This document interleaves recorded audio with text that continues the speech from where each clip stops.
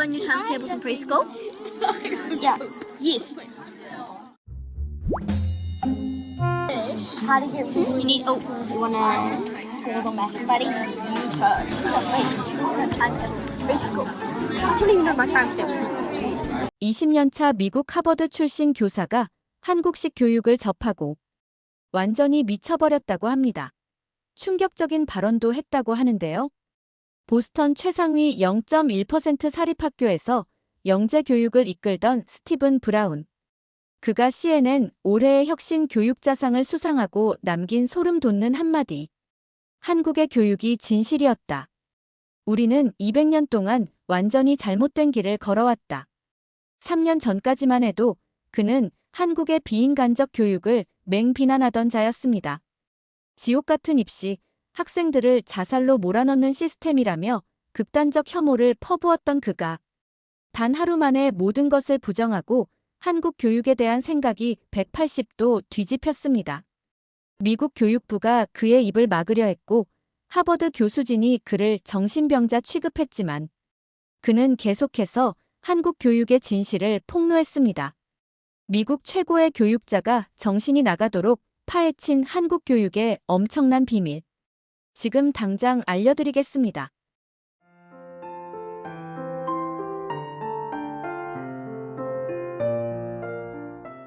스티븐, 이번에 우리 학교에 한국인 교사가 온대. 당신 반에서 수학을 가르치게 될 거야. 교장실에서 이 말을 들었을 때 저는 속으로 한숨을 쉬었습니다. 우리 학교는 보스턴에서도 손꼽히는 사립학교였고 특히 제 반은 영재반으로 불렸습니다.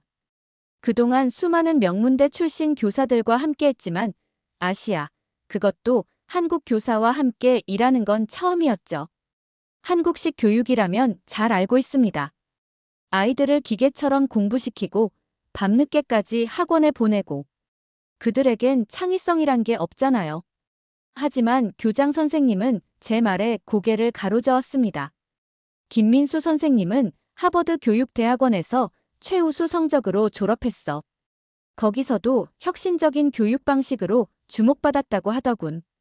다음 날 제가 마주한 한국인 교사는 제 편견과는 전혀 달랐습니다. 단정한 차림의 젊은 교사는 특유의 공손함으로 인사를 건넸고 유창한 영어로 대화를 이어갔습니다. 제가 먼저 스티븐 선생님의 수업을 참관하고 싶습니다. 미국의 교육 방식을 배우고 싶어요. 첫 인상은 나쁘지 않았지만 여전히 의구심은 남아있었습니다. 과연 이 한국인 교사가 우리 아이들을 제대로 가르칠 수 있을까?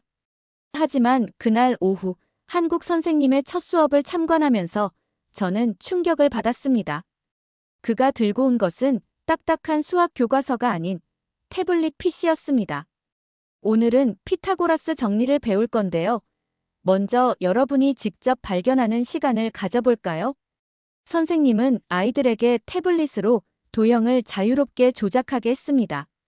아이들은 마치 퍼즐을 맞추듯 즐겁게 도형을 움직였고 놀랍게도 스스로 피타고라스 정리의 원리를 발견해냈죠. 이게 말이 되나요?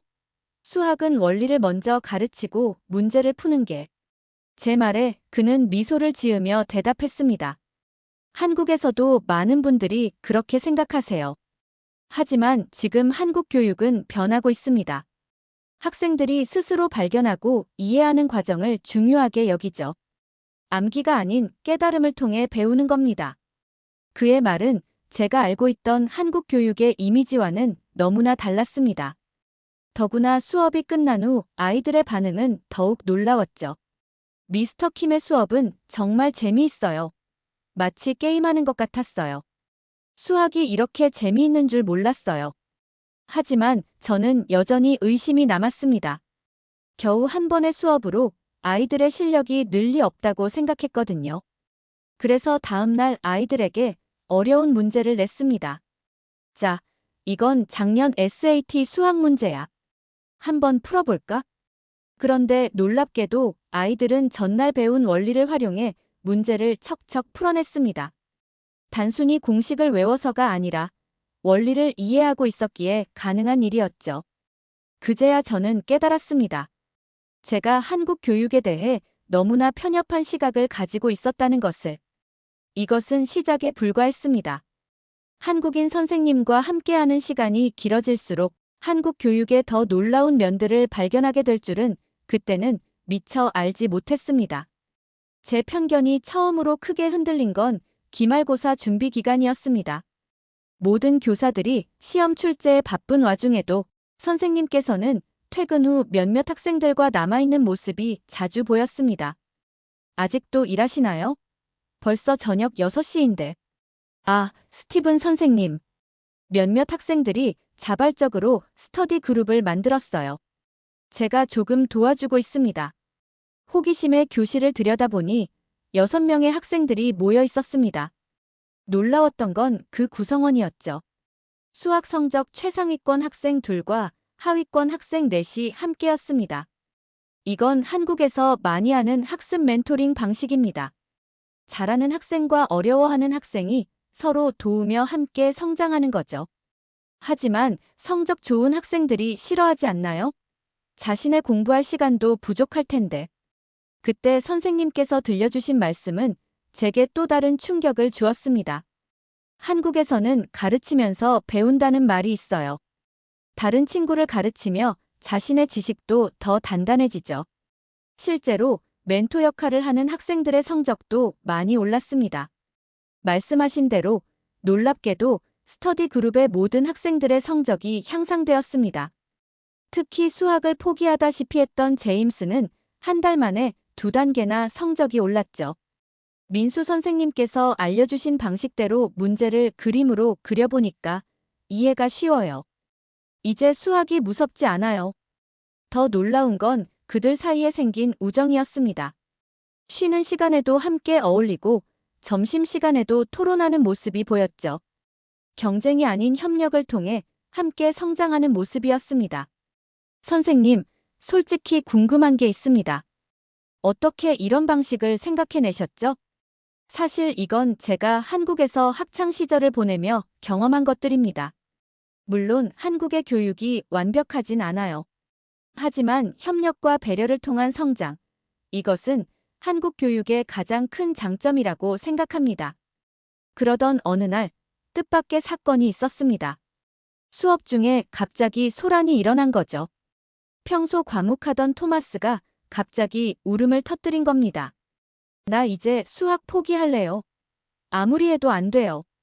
보통 같았으면 그저 조용히 하라고 타일렀을 텐데 민수 선생님의 반응은 달랐습니다. 선생님께서는 즉시 수업을 멈추고 토마스에게 다가가셨습니다. 잠시 쉬는 시간 가질까요? 여러분, 5분간 휴식합시다. 선생님께서는 토마스와 복도로 나가셨고 저는 궁금함을 참지 못하고 살짝 문을 열어 지켜봤습니다. 토마스, 내가 얼마나 노력하는지 알아. 매일 아침 일찍 와서 문제 푸는 것도 봤어. 그런데도 전 안 되는걸요. 누구나 자신만의 속도가 있어. 빨리 가는 게 중요한 게 아니라 끝까지 가는 게 중요한 거야. 선생님께서는 주머니에서 작은 수첩을 꺼내셨습니다. 거기엔 토마스의 일일 진도와 성장 과정이 꼼꼼히 기록되어 있었죠. 와, 한 달 전에 비해 내가 얼마나 발전했는지. 이건 결코 실패가 아니야. 그제야 저는 깨달았습니다. 선생님께서는 매일 아침 일찍 오셔서 학생들의 진도를 체크하고 개인별 발전 상황을 기록하고 계셨던 거죠. 단순히 수업만 하시는 게 아니라 한 명 한 명의 성장 과정을 세심하게 관찰하고 계셨던 겁니다. 한국에서는 이런 걸 생활기록부라고 해요. 단순히 성적만이 아닌 학생의 전반적인 성장 과정을 기록하죠. 이를 통해 각 학생에게 맞는 교육 방향을 찾아갑니다. 그날 이후로 토마스는 조금씩 변화하기 시작했습니다. 자신의 속도로 천천히 하지만 꾸준히 나아가는 법을 배운 거죠. 한 달 뒤, 그는 처음으로 수학 시험에서 B학점을 받았습니다. 이런 변화는 비단 토마스뿐만이 아니었습니다. 민수 선생님의 수업을 듣는 학생들은 하나같이 달라지고 있었습니다. 단순히 성적의 향상이 아닌 공부하는 태도와 자세까지 변화한 것이죠. 그제야 저는 진정한 교육이란 무엇인지 다시 생각해 보게 되었습니다.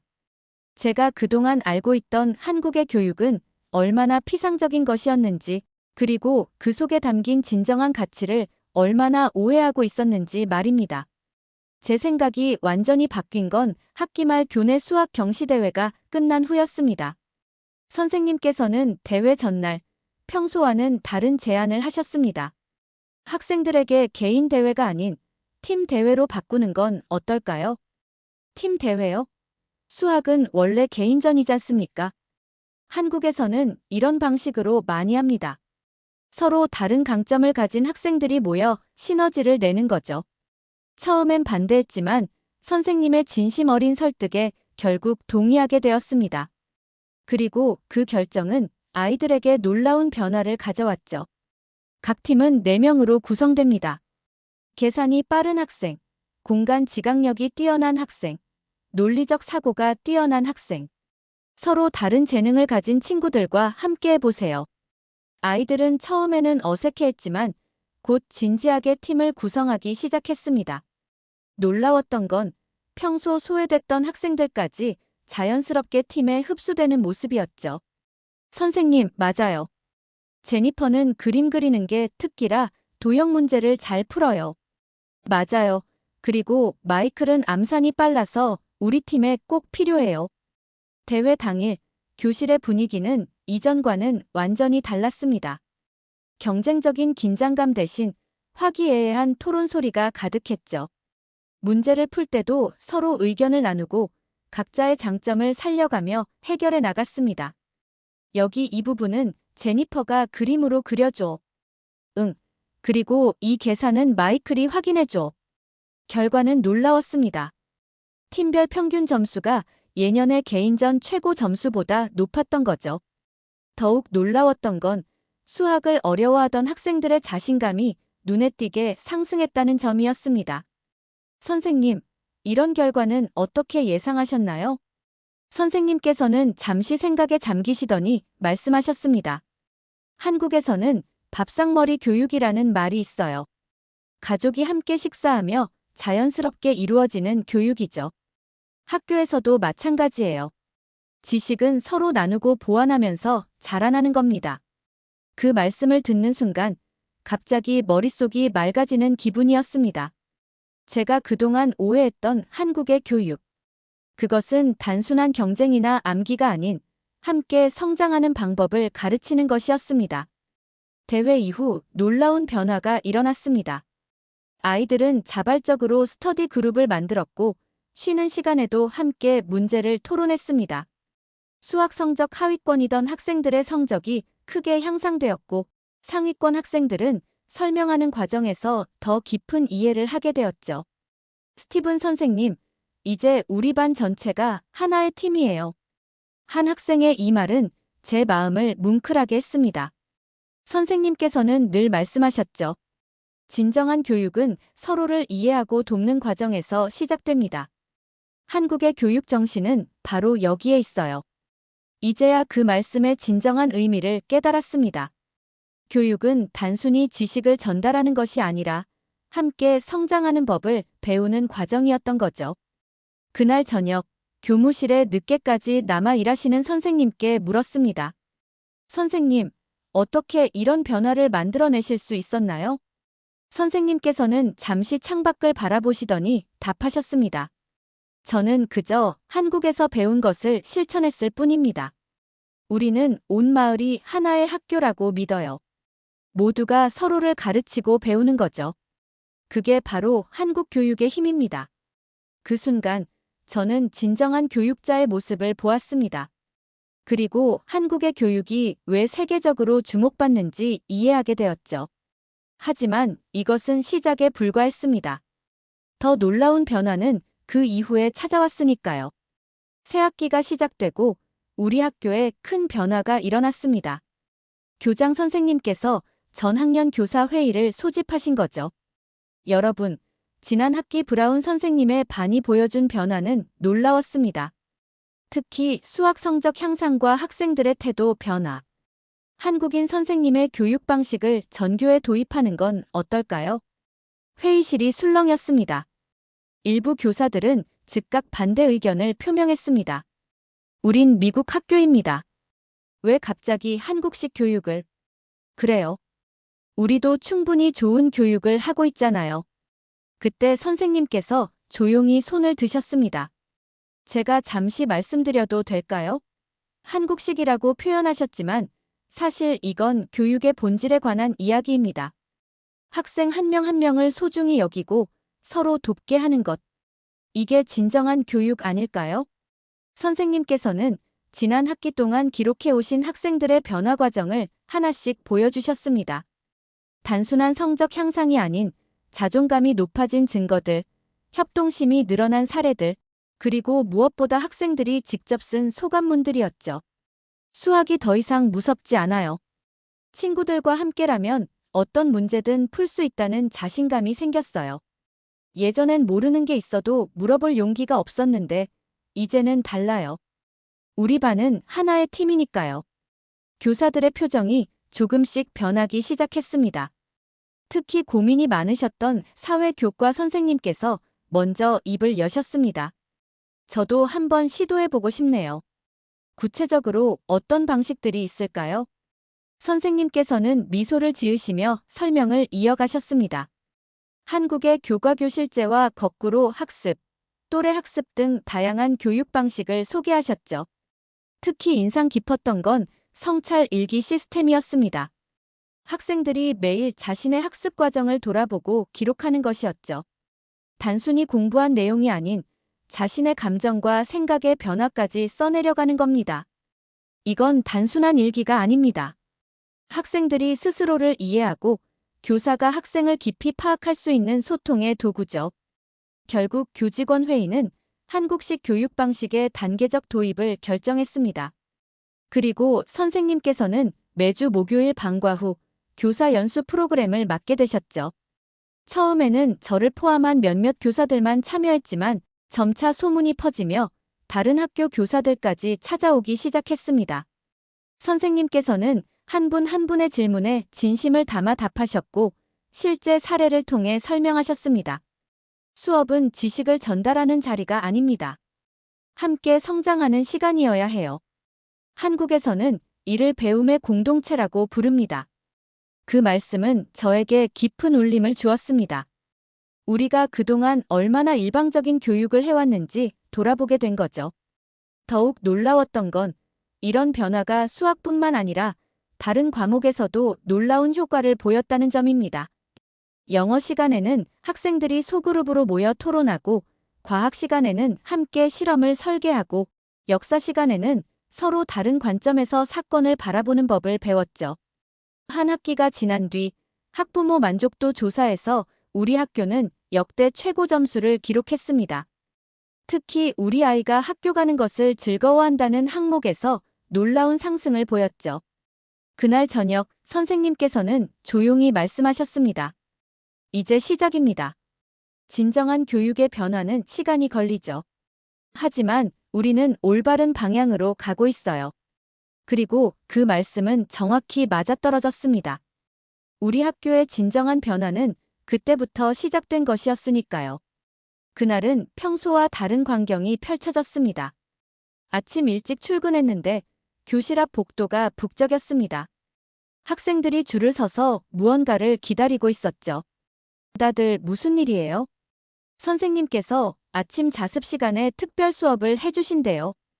이게 무슨 일인가 싶어 교실 안을 들여다보니 선생님께서는 칠판 앞에서 차분히 무언가를 준비하고 계셨습니다. 한국에는 새벽 공부라는 게 있어요. 하루의 시작을 배움으로 열면 그날 하루가 달라진답니다. 그렇게 시작된 아침 자습은 곧 학교의 새로운 문화가 되었습니다. 놀라웠던 건 강제성이 전혀 없었는데도 점점 더 많은 학생들이 참여했다는 점이었죠. 수업 시작 전에 모르는 걸 물어볼 수 있어서 좋아요. 친구들과 함께 공부하니까 전혀 힘들지 않아요. 한 달이 지났을 무렵 교장실로 호출을 받았습니다. 브라운 선생님, 상급 교육청에서 연락이 왔어요. 우리 학교의 변화에 대해 발표해달라고 하네요. 저는 망설였습니다. 사실 이 모든 변화의 주역은 제가 아닌 선생님이었으니까요. 하지만 선생님께서는 오히려 제가 발표하는 게 좋겠다고 하셨습니다. 교육의 변화는 누구 한 사람의 공이 아닙니다. 우리 모두가 함께 만들어낸 결과죠. 발표 준비를 하면서 저는 그동안의 변화들을 하나하나 정리해 보았습니다. 놀랍게도 수치로 확인되는 변화들이 많았습니다. 학업 성취도 향상은 물론이고 학교 폭력 신고가 90% 감소했으며 수업 참여도는 2배 이상 증가했습니다.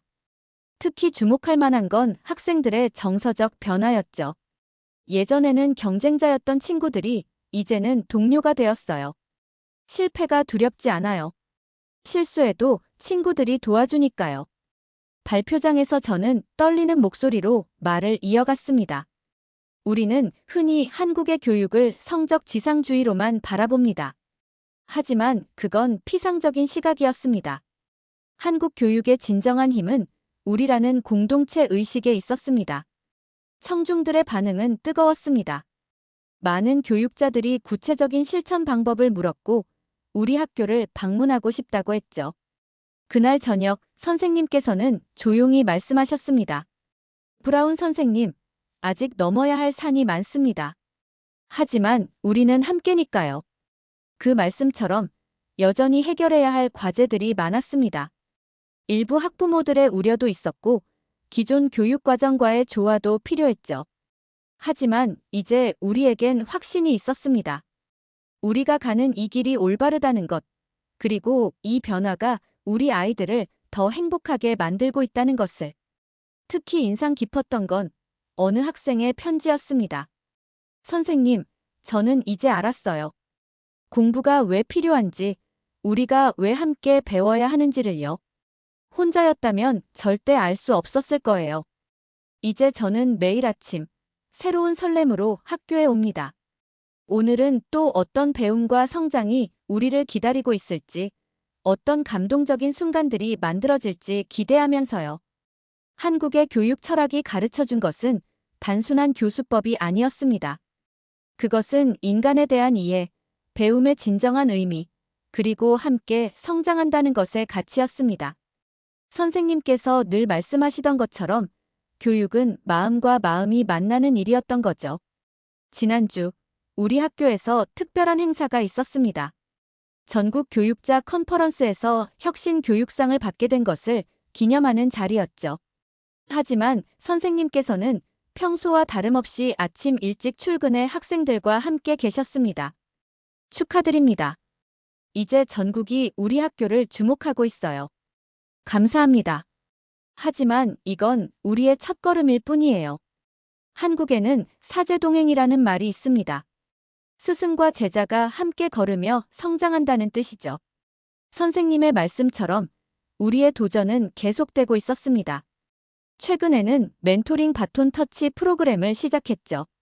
상급생이 하급생을 가르치고 그 하급생이 다시 다음 학년을 가르치는 지속적인 선순환 구조였습니다.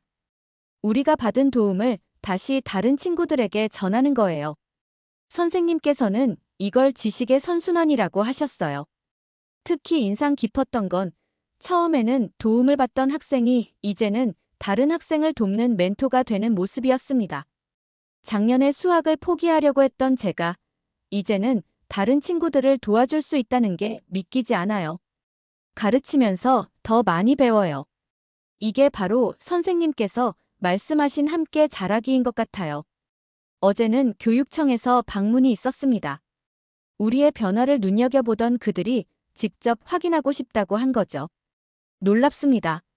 마치 하나의 큰 학습 공동체 같네요. 학생들이 서로를 챙기는 모습이 인상적입니다. 선생님께서는 차분히 설명해 주셨습니다. 한국의 전통 교육에서는 배움이란 단순히 지식을 전달하는 게 아니라 삶을 나누는 것이라고 봅니다. 그래서 우리는 서로의 여정에 동행하는 거죠. 이제 우리 학교는 새로운 도전을 준비하고 있습니다. 배움 나눔 페스티벌이라는 행사를 계획 중인데 학생들이 자신만의 학습 비법과 성장 스토리를 나누는 축제입니다. 오늘도 선생님께서는 여전히 첫 수업 시작 전 일찍 오시는 학생들과 함께 계십니다. 더 이상 그들은 경쟁자가 아닌 서로의 성장을 돕는 동반자가 되었습니다. 지난주 있었던 일입니다. 한 학생이 갑자기 선생님께 질문을 던졌죠. 선생님, 우리가 정말 변한 게 맞나요? 그래. 너희들은 이제 배움의 진정한 의미를 알게 된 거야. 혼자 빨리 가는 것보다 함께 멀리 가는 것이 더 가치 있다는 것을. 그 말씀을 듣고 저는 생각했습니다. 우리가 한국 교육에서 배운 것은 단순한 교수법이 아니었다고. 그것은 삶의 자세였고 함께 성장하는 법이었으며 서로를 이해하는 방법이었다고 말이죠. 지금 이 순간에도 전 세계 어딘가에서는 더 나은 교육을 위해 노력하는 이들이 있을 겁니다. 그들에게 우리의 이야기가 작은 희망이 되길 바랍니다. 선생님께서 늘 말씀하시듯 진정한 스승은 답을 가르치지 않습니다. 함께 답을 찾아가는 법을 알려주죠. 이제 우리는 새로운 길을 걷고 있습니다. 그리고 이 길에서 만난 한국의 교육 철학은 우리에게 더 큰 꿈을 꾸게 해주었습니다. 혼자가 아닌 함께 걸어가는 꿈을요. 여러분, 오늘 소개해드린 스티븐 브라운 선생님의 사연 어떠셨나요? 한국의 교육을 오해하고 있던 한 교사가 한국인 선생님과의 만남을 통해 교육의 진정한 가치를 발견하게 된 감동적인 이야기였는데요. 저는 이 사연을 읽으면서 우리의 교육 문화가 얼마나 가치 있는지 다시 한번 생각하게 되었습니다. 때로는 우리가 미처 알지 못했던 우리의 장점을 외국인의 시선을 통해 발견하게 되는 것 같아요. 더 따뜻하고 감동적인 사연으로 찾아뵙도록 하겠습니다. 오늘도 끝까지 들어주셔서 감사합니다. 구독과 좋아요, 그리고 알림 설정까지 꼭 부탁드립니다.